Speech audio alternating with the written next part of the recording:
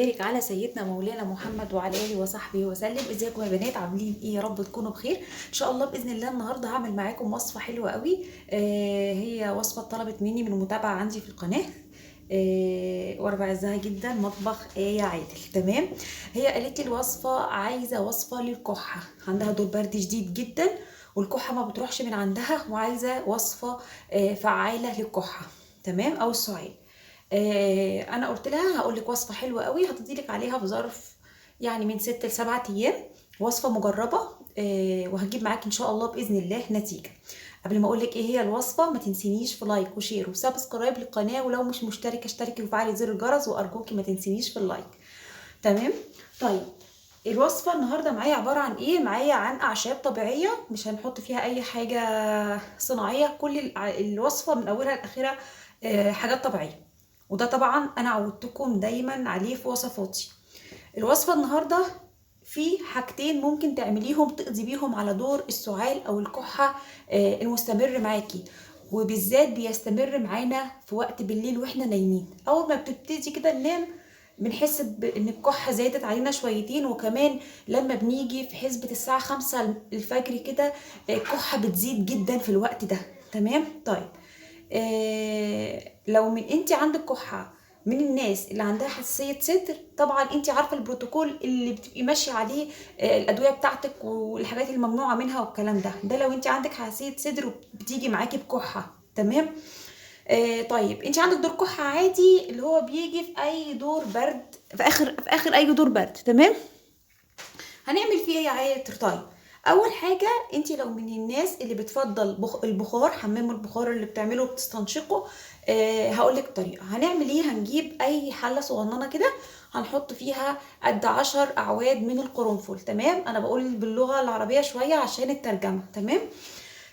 هنحط فيها 10 اعواد قرنفل، وبعدين هنحطهم على النار لمده 10 دقايق. وبعد كده هنجيب اي فوطه هنحطها على راسنا، وطبعا هنهدي النار. وفي لحظه البخار ما هو طالع من القرنفل ومن الحله نفسها، طبعا احنا هنميل راسنا شويه وهنحط الفوطه على دماغنا، مش هنبين وشنا خالص، وهنحاول نستنشق البخار اللي بيطلع من القرنفل. ده مهم جدا جدا ومفيد قوي، ويعني بيفتح النفس، وتحسي ان انت قادره تتنفسي من مناخيرك كويس جدا، وكمان بيفتح الجيوب الانفيه. تمام. دي طريقه. والطريقه التانية انا اللي بفضلها، ودي على طول انا بستخدمها، هي الزعتر. الزعتر من اكتر الحاجات اللي بتوسع المجاري، مجرى الهواء، سوري. ومن اكتر الحاجات كمان اللي بتقضي على السعال والكحه، وكمان حساسيه الصدر. طيب، ايه اسباب الكحه يا عطر؟ على السريع كده عايزين نعرفوا اسباب الكحه. هم 4 اسباب. اول سبب من اسباب الكحه الناس اللي بتدخن. التدخين ده من اكتر العوامل اللي بتخلي الناس تتصاب بدور السعال او الكحه. نزلات البرد الشديده اللي بنهمل فيها وما بناخد لهاش علاج، او ما بنشرب لهاش سوائل دافيه. الناس اللي بتعاني برضو من مرضى الربو. ايه تاني؟ التهاب الجهاز التنفسي، وبالذات الفيروسي بيأثر جدا على النفس، وكمان بيعمل كحة شديدة جدا جدا ومتعبة قوي في لحظة النوم، او لحظة يعني في وقت صلاة الفجر كده. تمام، بتزيد علينا جدا. طيب، اسباب الكحه ايه كمان يا عطر؟ جفاف الحلق. الناس اللي بيبقى عندها دايما جفاف في الحلق وما بتشوفلوش علاج، او ما بتشربش حاجات دافيه كتير، جفاف الحلق ده بيعمل بعد كده كحه، وكحه ناشفه جدا. تمام. طيب، بسرعه كده بقى هنقول ايه الوصفه بتاعتنا النهارده. معايا كوبايه ميه. تمام. ومعايا نعناع ناشف او مجفف، نعناع مجفف. تمام. ومعايا كمان زعتر، سواء بقى اورجانيك او ناشف زي ده، هما الاتنين واحد. تمام. ومعايا كمان صديقنا طبعا بتاع المشروبات الشتويه، عسل النحل. طيب، هنعمل ايه؟ هنجيب كوبايه ميه زي دي وهنحطها في اي كنكه عندنا. تمام. وهنجيب معلقه نعناع. النعناع ده بيهدي الكحه جدا يا بنات، ما بيخليكيش تحسي ان دور الكحه شديد عليكي وعمال يعني يهبط في صدرك. تمام. ومعايا كمان معلقه زعتر. الزعتر ده مفيد جدا للسعال. تمام. ظرف 6 ايام بالظبط هتلاقي دور الكحه ده انتهى من عندك. هنحط بقى الكلام الحلو ده كله على النار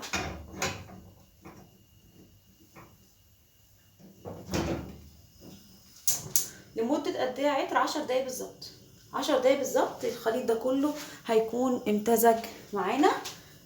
وهيبقى احلى مشروب دافي، وصدقيني طعمه مش وحش خالص. الناس اللي ما بتحبش الزعتر او بتحس ان طعمه معدوم كده ملوش طعم خالص وتحسه مش حباه وفي ريحه كده، لا انت لما تحطي عليه النعناع هيبقى طعمه مميز جدا. ولو انت مش من الناس اللي بتحب النعناع حطي نص معلقه ينسون. تمام. ممكن تضيفي هنا اي اعشاب انت حباها مع الزعتر. اهم حاجه نستفاد من الزعتر. النعناع احنا حاطينه بس كمسكن، وكمان هو بيهدي الكحه جدا بالليل. المشروب ده طبعا هنشربه بالليل. هسيبه 10 دقايق على النار وهرجع معاكي تاني. رجعت معاكم تاني يا بنات. زي ما انتم شايفين هناك اهو خلاص مشروب الزعتر بتاعنا او شاي الزعتر بتاعنا خلاص غلى. هنعمل ايه دلوقتي؟ هنصفيه. نصفيه بقى عشان طبعا النعناع بيبقى فيه عيدان، لونه بيبقى مايل للزيتوني كده شويه، بتعرفي انه خلاص يعني. تمام.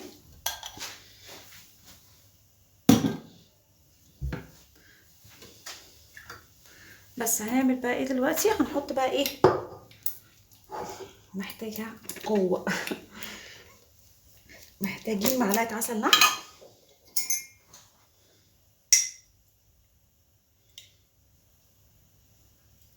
معلقه واحده. اول ما طبعا هننزل فيها المعلقه هيسيح خالص يعني بسرعه. العسل النحل هتلاقيه بصوا وقع من المعلقه. بس هنقلب الخليط ده كده مع بعضه. المشروب الحلو ده هيتشرب مره الصبح ومره بالليل. تمام. مفيهوش اي يعني، حتى لو حبيتي تشربيه 3 مرات في اليوم حلو قوي. المشروب ده كمان حابه افيدك برضو بمعلومه ان المشروب ده بيخسس. تمام. يعني بجانب ان انت هتعالجي السعال او الكحه اللي عندك، لا كمان بيخسس وكمان مفيد جدا للناس اللي عندها حساسيه صدر. تمام. عايزه اقول لكم كم معلومه برضو بعد ما خلصت الفيديو.